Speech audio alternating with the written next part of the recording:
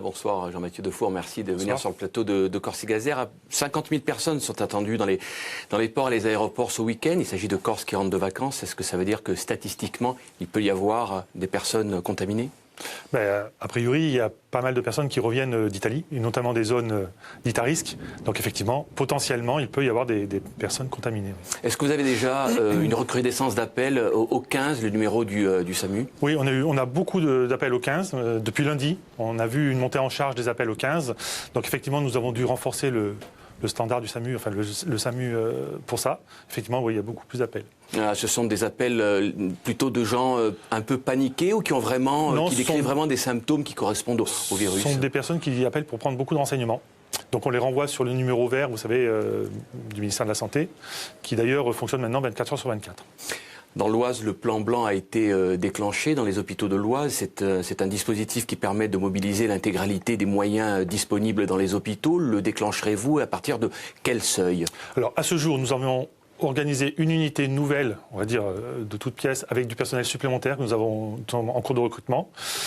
Effectivement, s'il doit y avoir un afflux massif de patients, on peut entrer dans un principe de déclenchement d'un plan blanc. Est-ce que vous avez des renforts ? Est-ce que les effectifs ont été renforcés ? Est-ce que le ministère vous a octroyé des moyens supplémentaires ? Alors là, c'est l'hôpital qui s'est organisé. Il faut savoir quand même que sur ce plan, on travaille depuis plus d'un mois sur la montée en charge.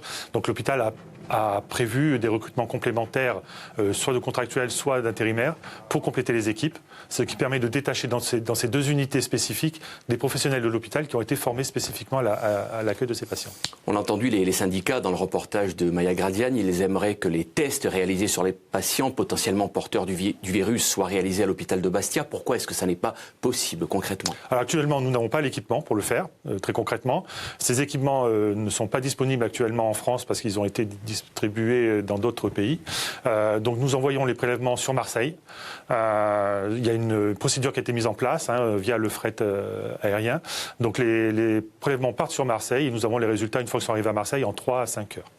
Un patient appelle le 15, il a les symptômes qui correspondent au virus, vous le prenez en charge, vous effectuez le test est envoyé immédiatement à Marseille. Combien de temps met-il pour arriver à Marseille et pour être pris en charge ?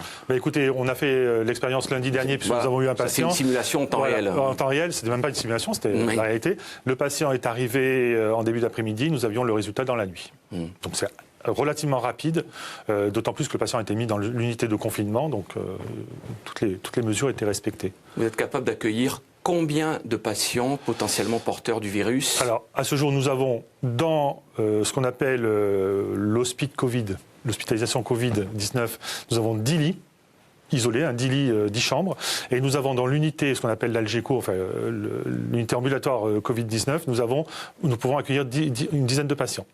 Voilà. Ça, c'est pour hors plan blanc. Si jamais on doit déclencher un plan blanc, effectivement, nous arrêterons les activités programmées ambulatoires, ce qui nous permettra d'augmenter éventuellement la capacité de l'hôpital. D'évacuation sanitaire éventuelle sur les hôpitaux de Marseille ? Pour l'instant, on ne fait pas d'évacuation sanitaire.